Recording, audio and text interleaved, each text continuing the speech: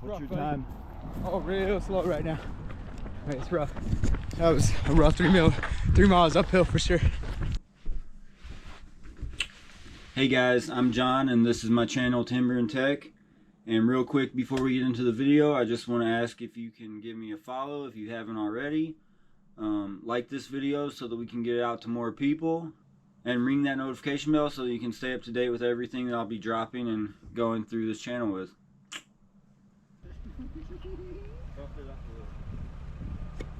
I was gonna pump. Oh yeah. Here we go. You want me in the front? Yeah. Take a picture. Okay. 3, 2, 1. Chase. I thought you said chase. I had a timer on in my pocket. Okay, so the Smoky Mountain Relay. What is it and how did I get into it? The Smoky Mountain Relay started in April of 2009, was its first year. And it's currently owned by Kick It Event Management. They took it over in 2019. Leslie and Tim Grotenhouse own that company. I did meet Leslie whenever I was in North Carolina doing the race. She's a super nice lady, very personable, and I look forward to seeing her next year whenever I go back out there to do it again.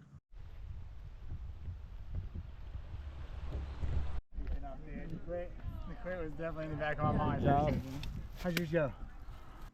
Real quick, before we get too deep, I just want to go over a couple 3D prints that I made in regards to the race. These are custom. If you want these for yourself, say you ran the race or you know someone that did, I'll be offering these in my Etsy store. And I'm thinking they're probably going to be about 15 bucks. I don't have them up yet, but I'm still developing that. I'll leave a link in the bio and you can just check in on that. And I'll be sure to update you guys whenever I do start dropping more items in that store. But before I went out to the race, I wanted to make a custom elevation map for the race itself. It's a 211.1. Typically it's around 208 miles. And there's 36 legs that's broken up in between the relay teams, which are either 6, 9, or 12 people. My team had 6 people. And yeah, I just wanted to make them all a nice little gift to remember this by, and give me a little challenge for my 3D printing. I want to see what you guys think. So this first one I made was completely from scratch. I didn't use any template. I just gathered all the GIS data from various websites. I don't remember exactly which website I got this off of, but here's the first one I did, and this shows the entire 211.9 mile course. This is the actual course we ran. With the mountains are to scale on this. You can't really see them, but in person it's very visual. I love how these turned out, honestly. So we started over here outside of Asheville, North Carolina, a little to the west. The race is in the western North Carolina Appalachian Mountains, and it goes westerly and then up a little north over here. Sorry, that is upside down. So we start over here west of Asheville and we ended up right outside of Bryson City. Yeah, I just really like how this turned out. I've had a lot of people tell me that they have issues 3D printing items, and I so far have not. So I'm thankful for that, and I'm thankful that I was able to create this. This is not what I gave to my team, but this, I'm just showing you that this is something I can make. If you have any races or other trails that you want done, feel free to hit me up. And then this is the one I made my team. which I did, or I do need to switch Brysonville to Bryson City, but take a look at this one. I used a template off of Blender, which is a 3D design program I've been using along with Fusion 360. I made this one in Fusion 360. This one was done in Blender off of a template I got. You still have to input all the data, but it creates this little nice plaque. So if anyone that did the race or any other race, you want me to make you a custom one, feel free to reach out and I can do that. These are not that expensive. Cost me about, I'd say, $5 with material, or for material, and then just my time. So I think $15 is a very fair price. Let me know. This sucks. Doing the Smoky Mountain Relay 2026. Hills are way bigger here than they are in Missouri, so there's that. It's also higher up. My lungs feel like they're about to pop.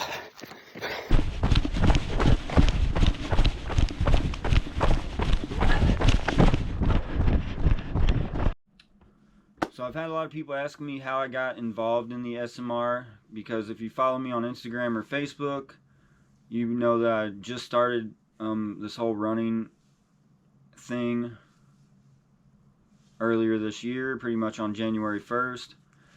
Well, how it happened is a sergeant that I was serving with in the Marine Corps when I was out in California, he messaged me on Facebook and asked me if I would be interested in doing it.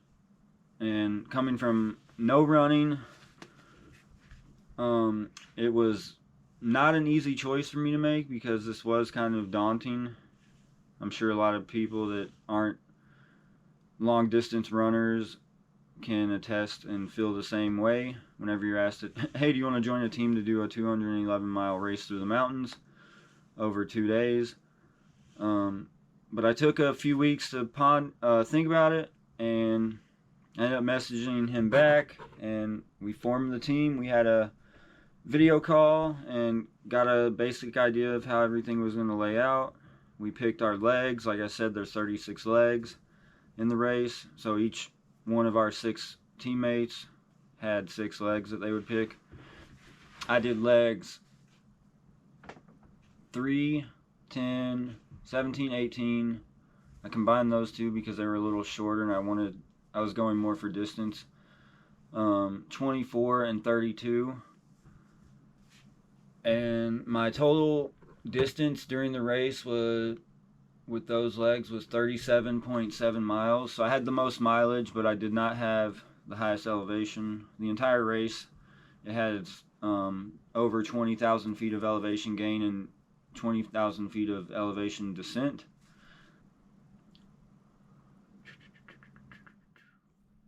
My team consisted of 2 other Marines. One lives in Texas and one lives in Missouri. There's also a guy that was in the Army. He lives in Missouri, in the same city as the other guy. And then we had 2 firefighters from Alabama. Super great guys. I only knew the sergeant that I was in the Marines with beforehand. And whenever we did this race, I can definitely say it felt like I've known them for years. I don't know if it was because we were running and communicating every day, pretty much. But yeah, I'm excited to do it with them again in 2027. And I have a marathon down in Alabama, the Rocket City Marathon I'm going to be doing later this year in December. My goal is under a 3-hour marathon. Right now I've never ran over 15 miles, so it's going to be an uphill battle for me, but I have 7 or 8 months to train for that, and I'm looking forward to it. Hell yeah, brother. Go, John. So how did I personally train for the SMR? You might be wondering because you want to do it yourself, or you're just curious as to how I went from not running, really. I mean, I was in the Marines, so I've always been physically fit and tried to stay in shape, but I kind of got away from that for a few years after I got out, and But I pretty much quit running up until about 1.5 years ago, whenever I started training for my climb of Mount Rainier that I did last May. So like I said, I ended up accepting to be on this team and started training pretty much at the beginning of this year. So you could say literally January 1st was probably when I started being more consistent with my running. Astro, get out of there. How was it, John? You want quarter one? Fucking cooked. You want quarter one? Yeah. Yeah, if you know, I live in the Midwest, and there was no way in hell I was about to start running in the middle of winter outside. So luckily, from my climb of Mount Rainier, I have a treadmill, which it's the Nordic Track 1750 commercial series. It comes with a 16-inch touchscreen, which I didn't really care about whenever I was purchasing it, but it ended up saving me because I just threw on Amazon Video and I watched Lord of the Rings, all the Lord of the Rings and the Lord of the Rings Rings of Power show that just came out on Amazon last year, I think. Would recommend if you're a fan. I got that treadmill because it came with the lifetime warranty of the motor, which is key because I plan on using it a lot. And it also has 12 miles an hour, which is plenty fast if I'm doing work on a treadmill. And then the kicker for me, because I got it whenever I was training for climbing Mount Rainier, was a 12% incline and a 3% decline. And it has adaptive features, so whenever you're running through a course on the iFit platform that they use, it follows the elevation that the course is, which is really nice. And if you know you're living in the Midwest, you don't have many hills to be using for elevation gains, much less thousands of feet, which is what I needed to train for. So my 4 months of training consisted of January and February were pretty much just me building up my cardio. Coming from nothing, I needed to train my systems to be able to take that constant stress that I was putting my body through on these runs. And then in March, that was kind of the peak of my training. I ended up doing, well, January and February, I ended up doing 80 miles and 90 miles. 80 miles January, 90 miles in February, and then March I picked it up because that was my pretty much last month to train, really, because I was using April as a wind down. I did 115 miles with over 10,000 feet of elevation gain. Sprints off the straightaways. So I did it. I don't know, we kind of had different game plans. I was kind of slow and steady, and he was kind of, He was going slower uphill. he was going slower uphill than I was, but then he was hitting like almost all out sprints off the. I do have a Strava now. I got that so I could stay up to date with my team while we were running, and it's just a good platform to design your own routes around your house or wherever you are. I've used it whenever I've been on work trips as well to find good running routes. So I'll leave my Strava in the description so that you can add me if you feel like it.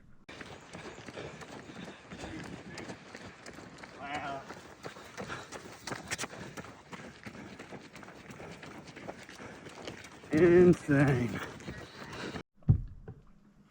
So now that we went over the training that I did to get ready for the SMR 2026, let's go over the equipment that I used during the race.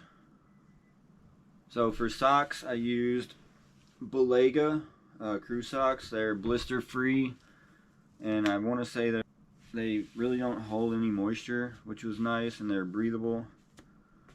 Got put onto these by one of the members of my team. Very nice. I would recommend those. And then the fun part, I know everyone loves shoes, so during training I started out with these Ghost 17s, which this is my second pair of these. I really like them. They're nice and light and breathable. But for the race I wanted some new, better quality running shoes. Not that those are my Brooks Hyperion 3s. I stuck with Brooks the entire race. I've always used their shoes since I've been a runner, when I was in the Marines and afterwards. And now that I'm doing it more consistently, I'm still sticking with their brand because I haven't had any issues with them. These are nice and light for road running. Pretty supportive too, but when I was doing leg 10 of the race, which is a 10.5 mile downhill, you're losing about 3,000 feet of elevation gain. And my third pair of shoes I brought to the race were my Ghost Trail shoes. They're very similar to the Ghost 17s in comfortability. They're not too heavy, honestly. I don't know their exact weight, but I didn't have an issue with them between the Hyperions and these. And I know that these are more stable based on all the different conditions I've ran in with them. And if you're running on any trails, I would definitely recommend these. They have nice grip and they keep your ankles nice and supported. The two hydration sources I used during the race, my main one was my Nathan running belt, which I really enjoyed because it has two little bottles, 9 ounces each, which isn't much, but it's plenty whenever you're running. Although I'm probably going to 3D print some larger holders so I can put in larger bottles as well. I like this one because it's padded, so you can tighten it and it's no bounce, and it wasn't really rubbing me raw. You have a nice large pouch for your phone, which I have the iPhone 15 Pro Max and it fit in there perfectly. And then what's really cool is you have these elastic bands around the edge that you can tighten, and I was putting the gel packs or the Honey Stinger Stroop waffles in them, and those were key whenever you're running longer distances. And highly recommend the Nathan running belt. And then the second one, this one I got actually for whenever I was doing my climbing Mount Rainier. It's just, and I would not recommend buying this if you're doing it for running, but this is just a Quest 3 liter hydration pouch. The nice thing about this was I was able to carry up to 3 liters. I think I only carry like 1.5 liters on my longer runs. I had 3 runs of 10 miles. So this one came in clutch whenever I needed hydration on those longer runs. And you have nice storage capacity in here. I mean, this isn't built for running, so again, would not recommend, but I did like it because I was able to carry a battery pack with my phone.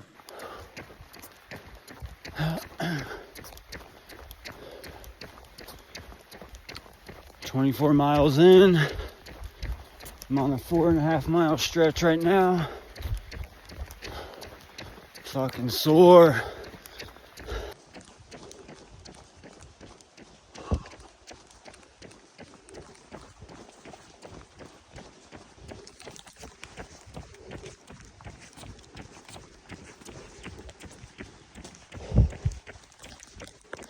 Which brings me to what headlamp I used.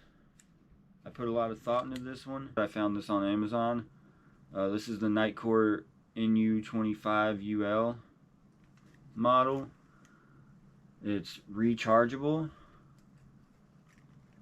and it lasted me over 2 hours without needing to be charged again, so that was perfect.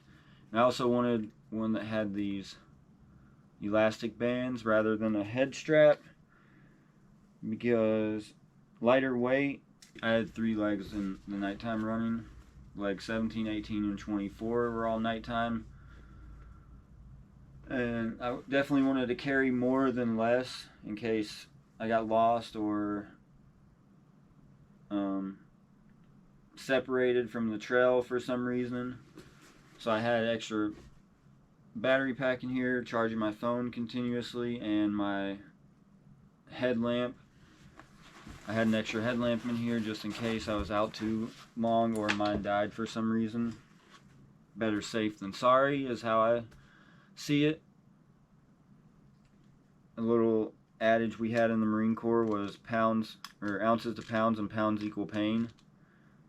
So I was trying to cut weight at whenever I could, if the cost benefit made sense, and also less moisture holding, so it wouldn't get weighed down with moisture, causing it to become even heavier. This has 3 settings. Also has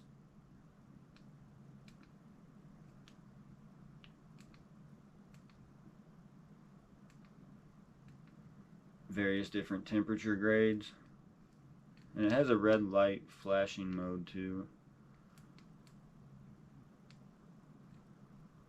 Again, would recommend this.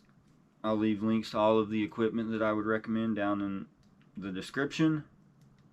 And then another thing that I was really excited about during this race were the sunglasses.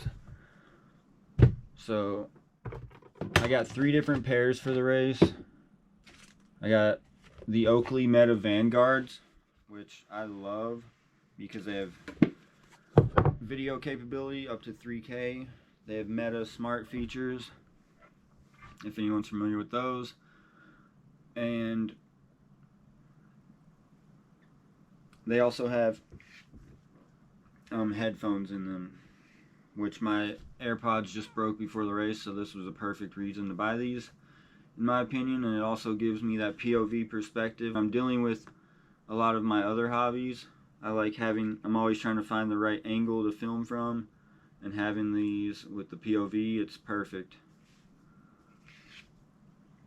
They have plenty of different color styles and options that you can choose from. These were $500, which it is pricey, but whenever you think about how much typical, like, nicer, higher-end running glasses cost, they're about $150 to $250.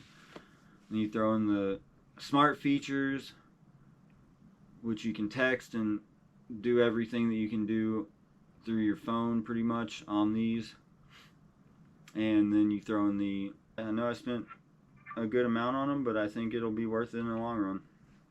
Anyone else that has experience using these, let me know. Let me know what color you got, because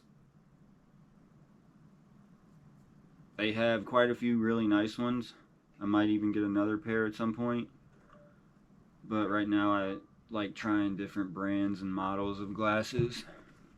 So these were my Oakley Meta Vanguards. Would recommend those if you're going to start running or doing anything active and you like that POV perspective. Both of the pairs I got off Amazon were $30, give or take, and they're both photochromic, which means they transfer from clear lens to dark lens based on the condition of the sun that you're in.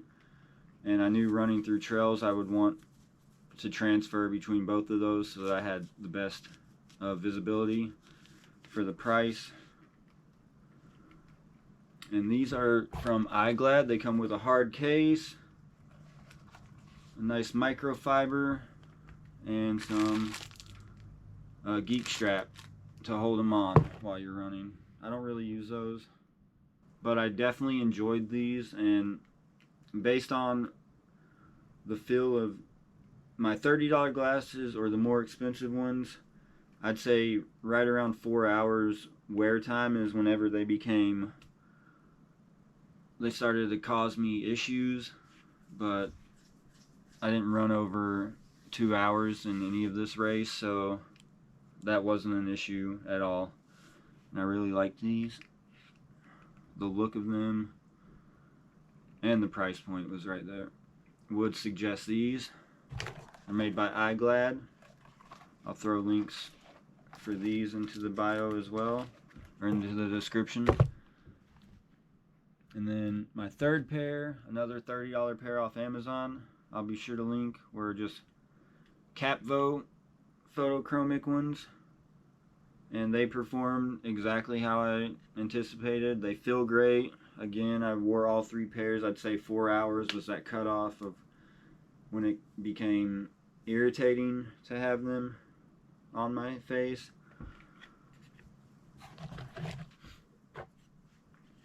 And the Capvo ones are actually nice because they are pretty much clear lensed completely. Although they're both photochromic, these ones do have a slight tinge to them that gets darker as the light increases.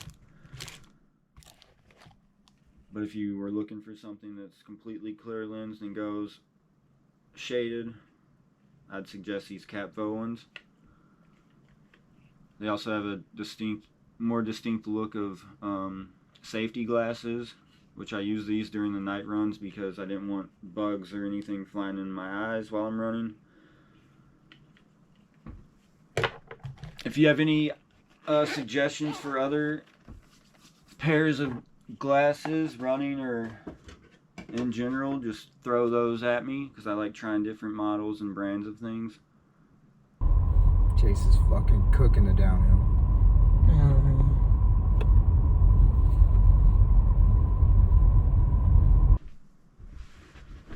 And then as for tops and bottoms, I just used my classic running shorts. Nothing special there. And then for my tops, I really like the shirt that they gave us for the race.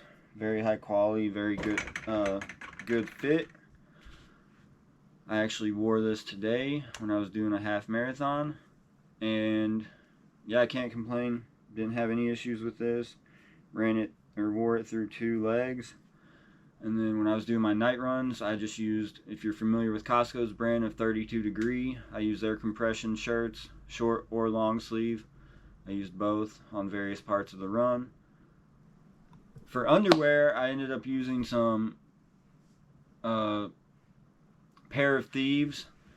I got a pack of Pair of Thieves, and those were really nice because they were sweat wicking as well and very comfortable. They fit good. I didn't have any issues with those. Wore them all throughout the race. Would recommend those.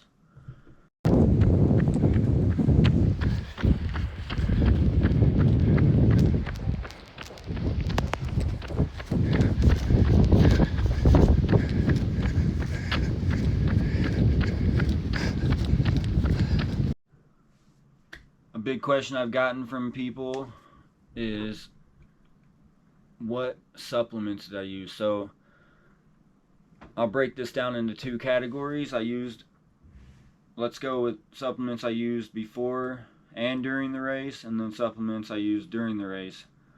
So before and during the race, so the protein that I used and have used since probably 2010 when I started working out and joined the Marine Corps would be Optimum Nutrition's Gold Standard Whey Protein.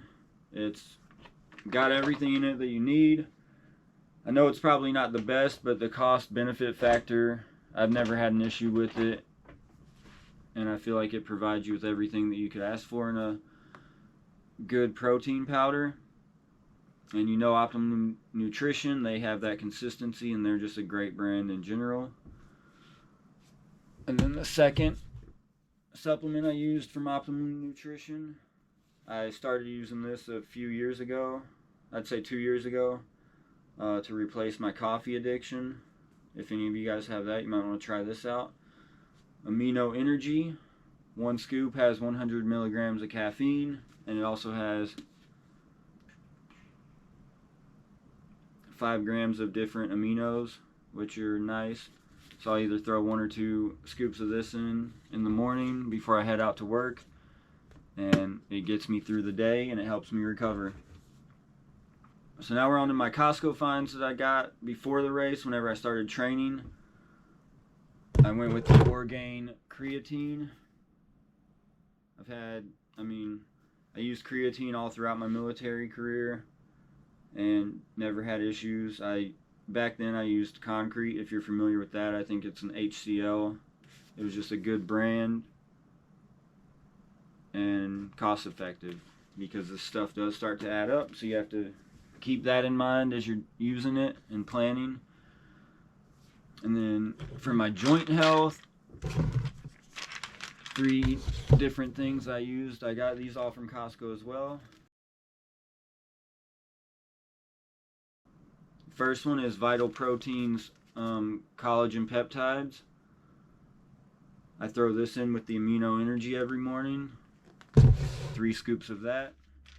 And then your classic, this is by a sports research company, omega-3 fish oils. Take one of these every morning. And then Osteo Biflex, I felt old buying this, but this is just joint health pills. I took 2 of these every day, sometimes 3, depending on if I was training or running that day or not. And then a couple brands I got off Amazon. I'll be sure to link these.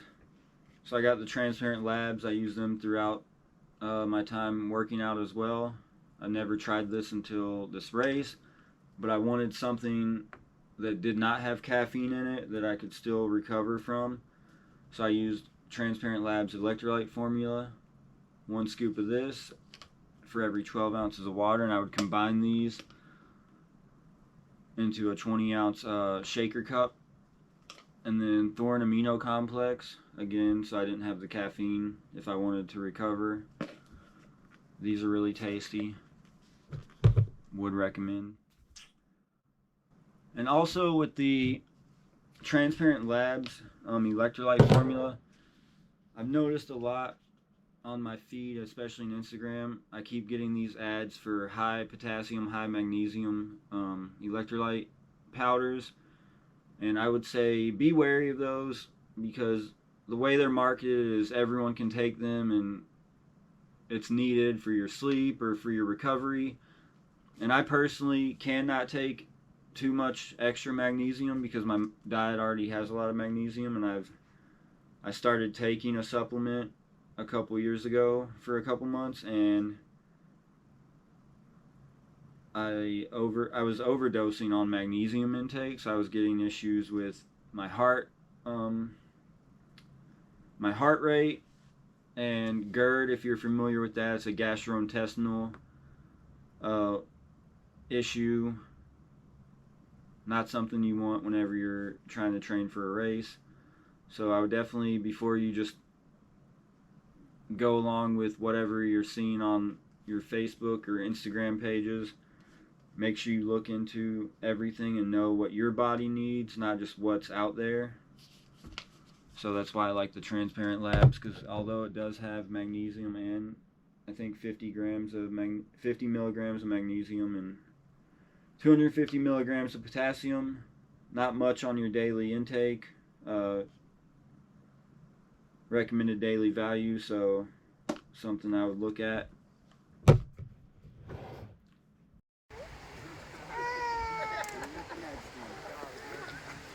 Make sure lights are on. Hey, holy shit.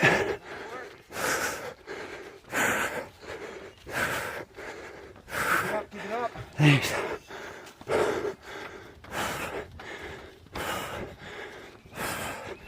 And then let's get into the supplements I used during the race. Didn't go too crazy here, but I do have some things I would recommend you guys if you're not familiar with these. One of my favorites would be the Element electrolyte drink mixes. They come in so many different flavors. They're all very, very tasty. And one thing I like about these is most drink mixes you can only mix with 16 ounces of water. And if you go any more, it starts to water down the flavor. With these, you can mix these up to 32 ounces. You can go 16 to 32 ounces, depending on how much flavor you like. And even at 32 ounces, you have plenty of flavor. So you get a little more. I don't know, I just like being able to drink more out of what I'm mixing rather than being stuck to 16 ounces. I use the brand Honey Stinger. I don't have much left, but I do have these energy chews. So I use the energy chews and the Stroop waffles that they have. Those are all small, nice, compact packages that you can carry along with you while you're running. They recommend taking a supplement for energy every 45 minutes whenever you're running. So that's why I was using the Honey Stinger energy chews and Stroop waffles. And who doesn't like a Stroop waffle? They have a lot of different flavors too. They have like vanilla and peanut butter were a couple that I had. Would recommend those. And then your classic gels. I was using the Goo brand. Didn't have any issues with those. I didn't think they even tasted bad. A lot of people say they're chalky or they upset their stomach, and luckily I didn't have any issues with that. So I would definitely recommend trying out different gel packs, whatever. They have countless flavors that you can use. Let me know if you guys have any favorite brands or flavors of gels, because I would love to try those. I'm a big proponent of trying every flavor of whatever brand I'm using. So yeah, that's all the supplements I use before, during, and after the race. I'm still using these element packets. I love them. If anyone has any other brands, please throw those at me. Brands or ideas or supplements that you use, because I would love to try some new things.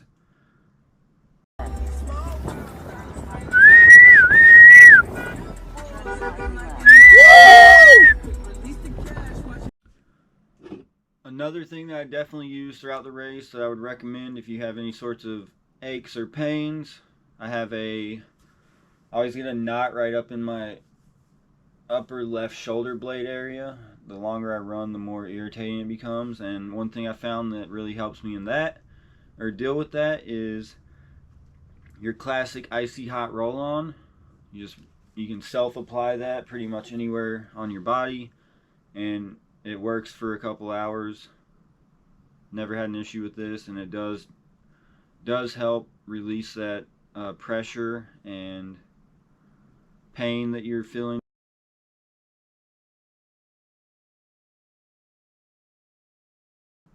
So I would definitely recommend using this, your classic icy hot roll-on. You can self-apply it, and it works almost instantly, and it lasts for a couple hours, which is nice.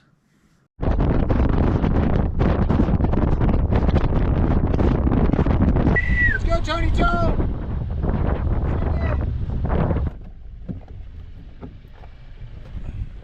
Give me that red bag, please. I know, element. You got an element in there? In the iceberg?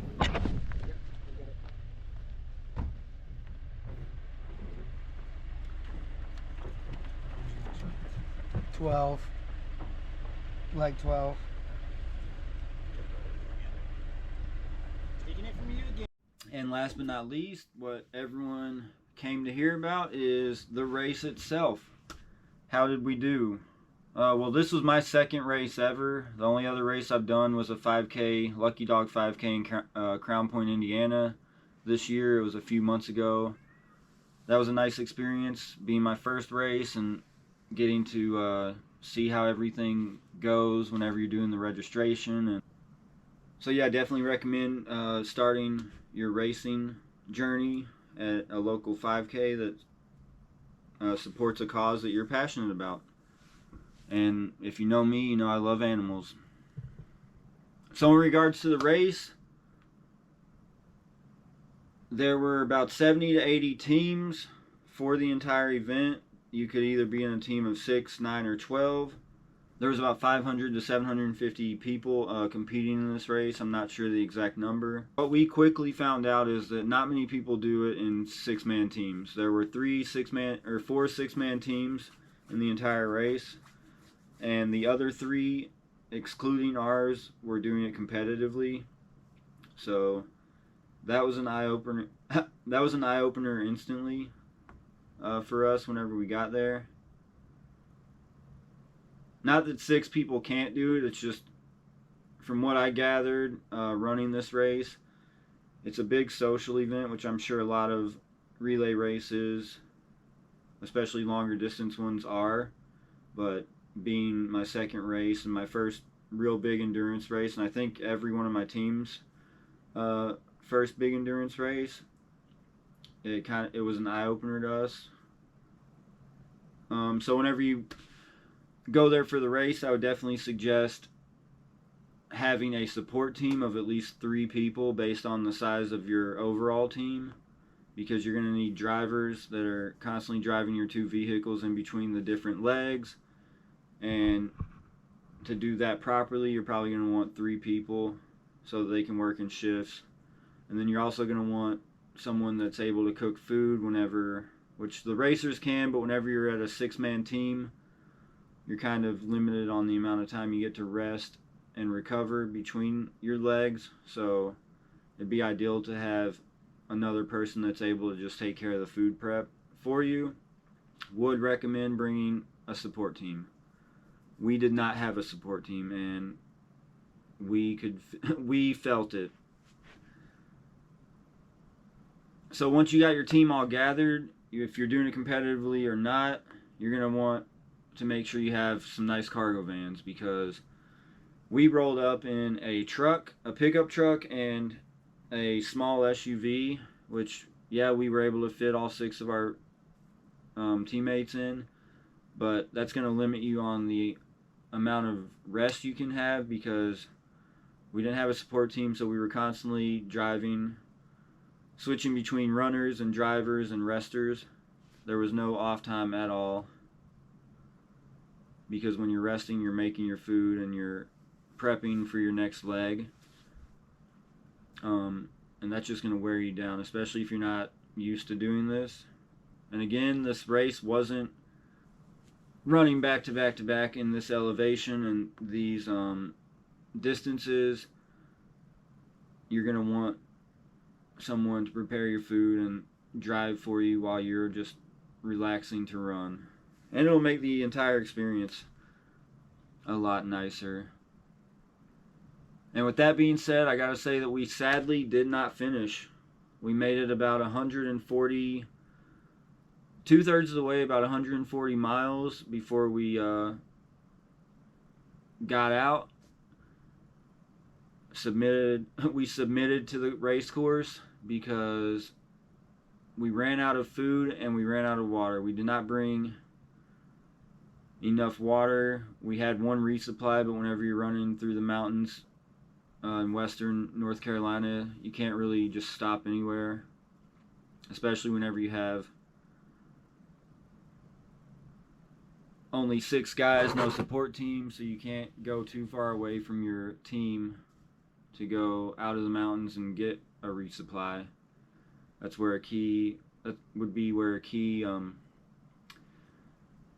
that's where it's ideal to have a support team so they can help you out with all of that.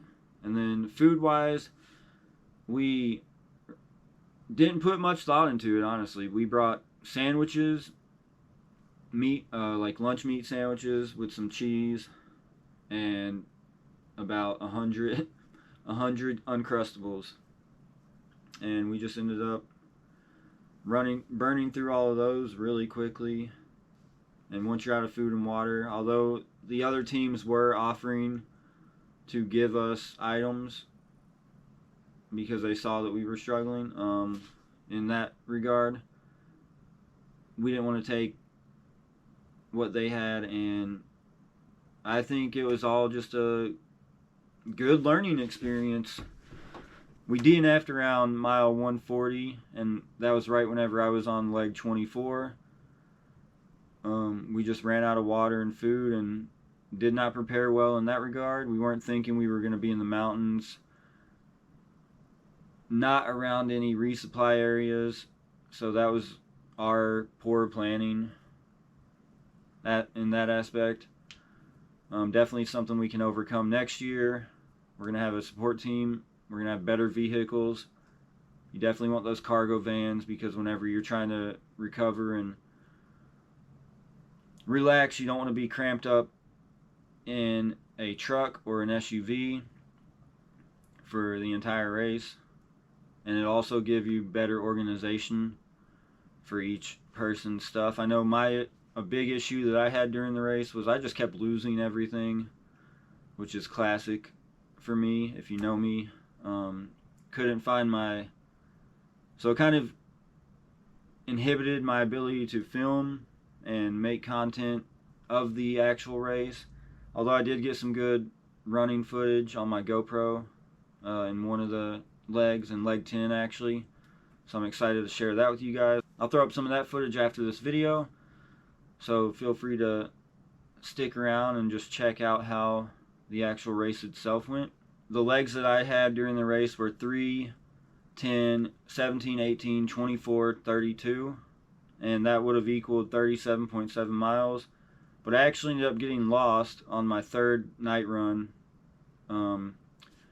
I was having issues with my watch and my GPS running through the mountains, and when I was doing my third night run on leg 24, it was supposed to be a 4.5 mile run. I ended up passing the sign where I was supposed to turn up a hill. It was, when you're running through these mountains, there's absolutely no light other than what your headlamp is showing you. So I ran right past that, and I wasn't too confident in how my GPS was trying to take me, or what it was showing me, because when I did leg 10, it looked like you were supposed to go upwards a couple hundred feet and then go down, and that didn't happen.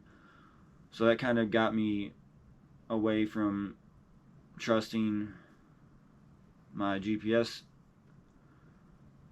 thinking I was in the mountains, and it just wasn't acting properly for some reason. Because I need to get a Garmin watch, honestly, which I plan on doing soon. If you guys have any suggestions on which Garmin watch I should use, let me know. But yeah, I was on leg 24. We were about 140 miles into the race, and instead of me running 4.5 miles and finishing that leg, I ended up missing my turn-off point to go uphill, and I wasn't really trusting my GPS, so I kept going, waiting for the sign to turn or wherever, and I just ended up going 6 miles downhill. And I didn't want to turn around right away because I thought I was going in the right direction. I didn't see the sign, so obviously why would I have any thought that I wasn't? I would say they do need to add a lot more signage, maybe in like half-mile increments throughout the race, because there were, on multiple legs I'd be running for miles with multiple possible turn-offs, and there would be no signage for miles. So it was like, am I going the right way? And you just hoped. They do give you the GIS data so that you can input it into the map system, Osmond Maps, which works well. But again, my team was not prepared, and I wasn't, even though I had the app downloaded and the maps, I for some reason could not combine them to actually guide me to where I needed to go. And when you're in the mountains, it's already too late. So you need to definitely prepare your mappage beforehand.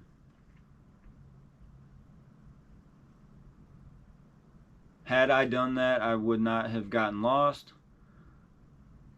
And I still could have pushed through, but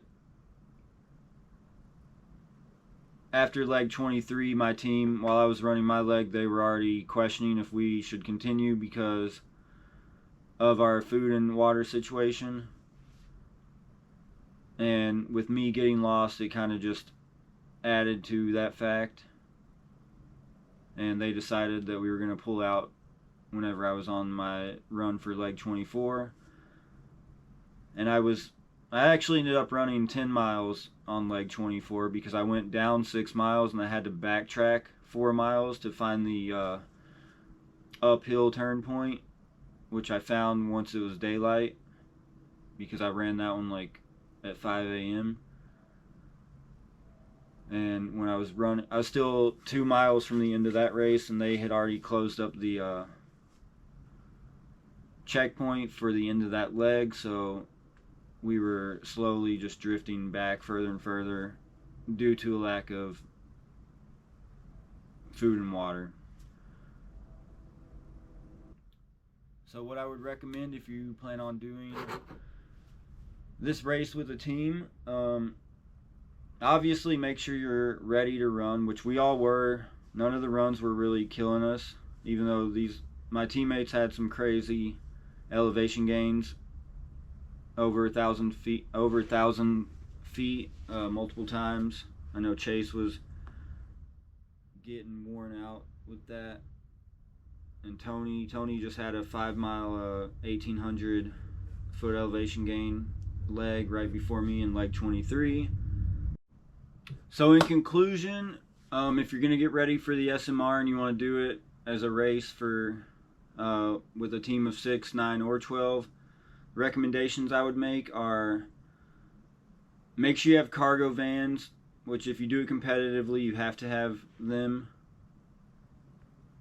That's just going to give you more space for storage so you don't lose everything like I started to. And then it's going to let you rest better as well, and you're going to have more capacity to store good food, possibly a grill. I know a couple teams had grills. We could smell it. And then second would be bring real food, because we had way too many Uncrustables, not thinking or having experience with what we need when we're running for 32, 34 hours straight. Make sure you bring plenty of water, because you're not going to have many chances to resupply, if any, especially if you don't have that support element with you of at least 3 people, so they can work in shifts and they're not getting too taxed. And then the last thing would just be to have fun. I mean, it was a super social environment. I was kind of disappointed that I didn't get as much time to talk to people as I wanted. There were most of the teams I'd say were local, which makes sense, but there were quite a few teams that came out of state as well, like we did. The team that actually started with us at the beginning of the race, they were from New York, and I think it was like 11 Irish guys and 1 Australian dude, and they were pretty kick-ass. So yeah, whenever you go there, just make sure you have fun. You know everyone wants to be kicking ass, running their legs, but at the end of the day, just make sure you had fun. And I think we had a great time, and I'm looking forward to do it next year in 2027. So on that note, I'm going to leave you guys.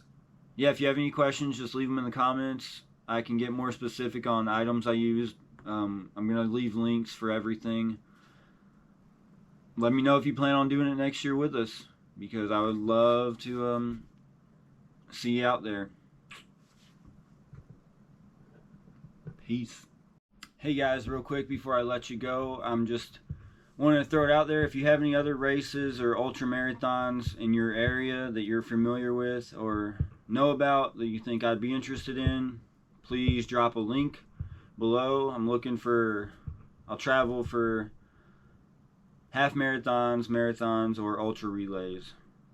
Not looking for any really 5Ks or 10Ks outside of the Midwest, my area, which would be Indiana, Illinois, Michigan, Wisconsin.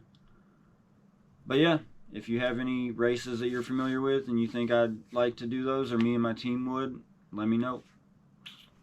Thanks.